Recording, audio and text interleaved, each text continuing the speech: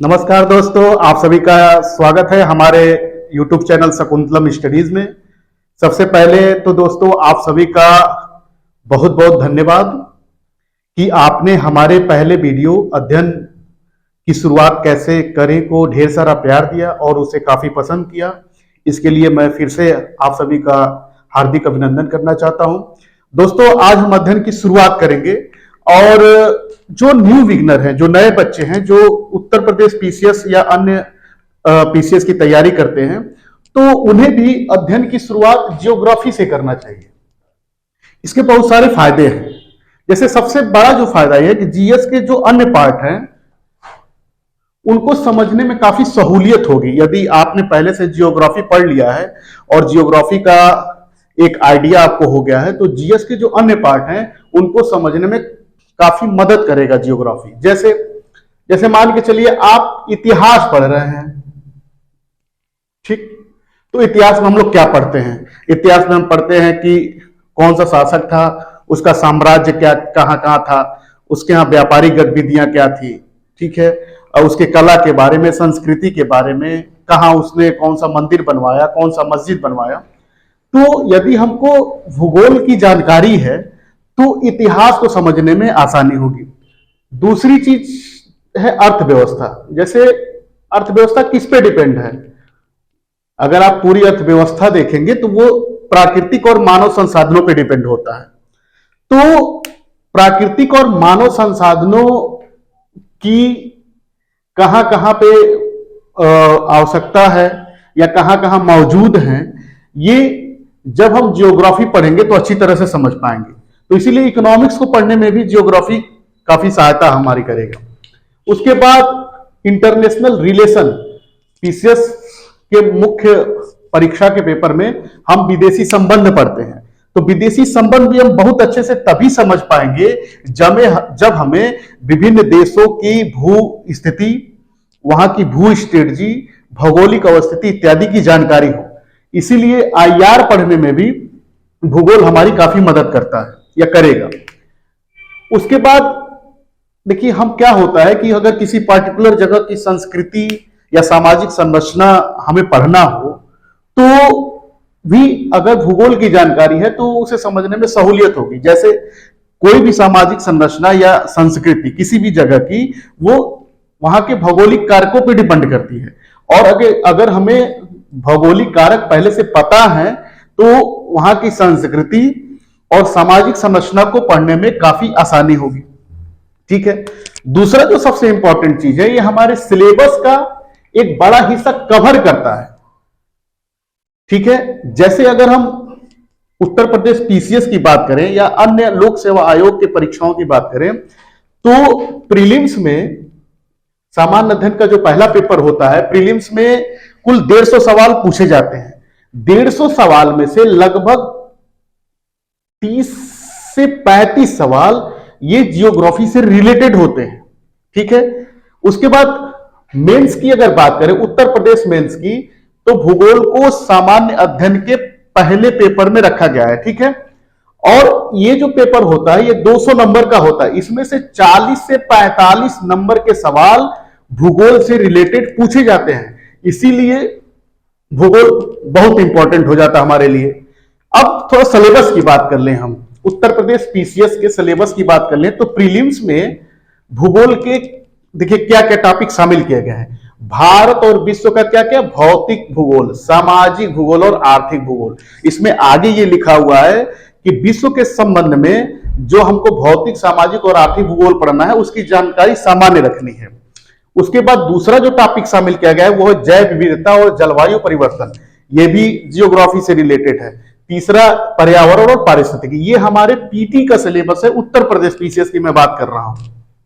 अब मेंस देख लें कि मेंस में कौन कौन सा टॉपिक शामिल किया गया है।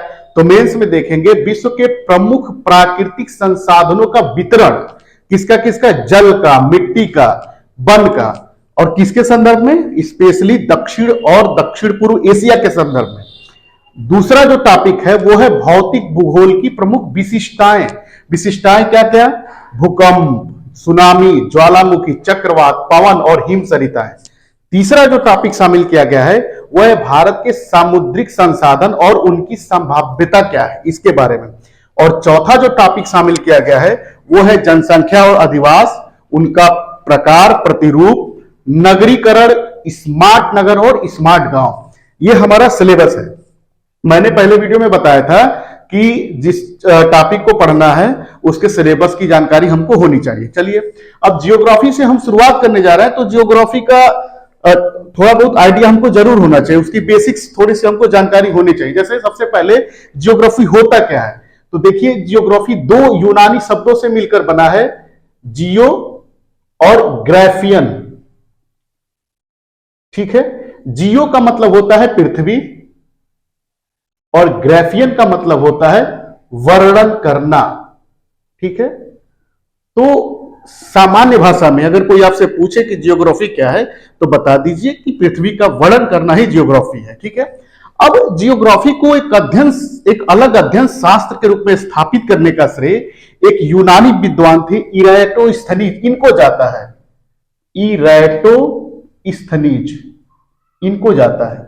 ठीक है, इन्होंने ही सर्वप्रथम जियोग्राफी के लिए जियोग्राफिका शब्द का प्रयोग किया था। ये पीटी के पर्पस से थोड़ा सा इसको देख लीजिएगा, हो सकता है पूछा जाए।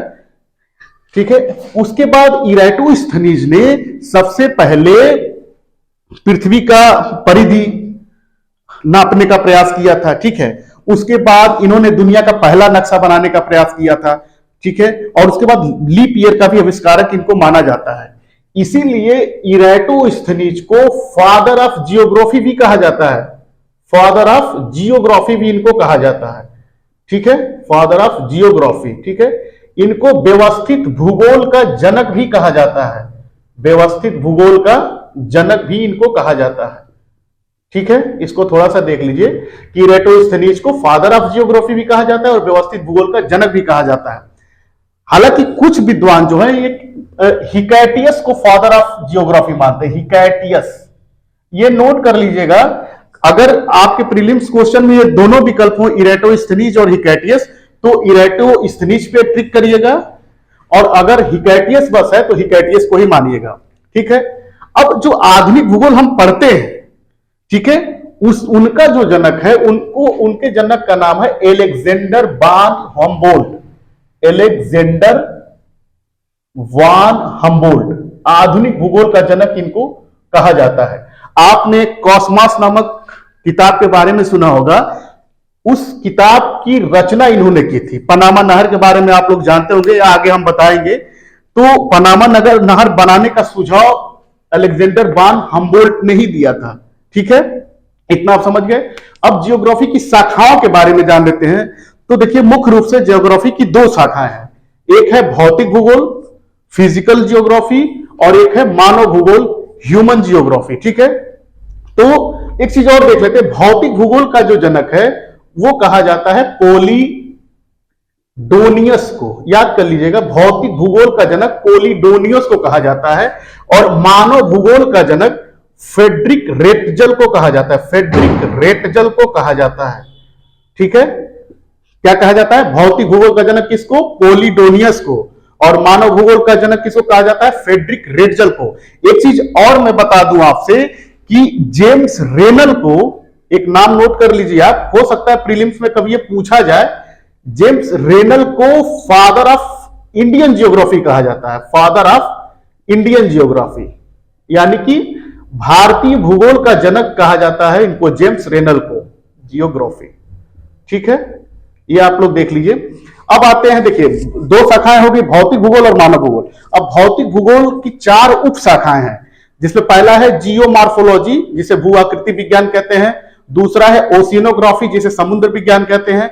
तीसरा है क्लाइमेटोलॉजी, जिसे जलवायु विज्ञान कहते हैं। और चौथा है बायोजियोग्राफी, जिसे जैव भूगोल कहते हैं।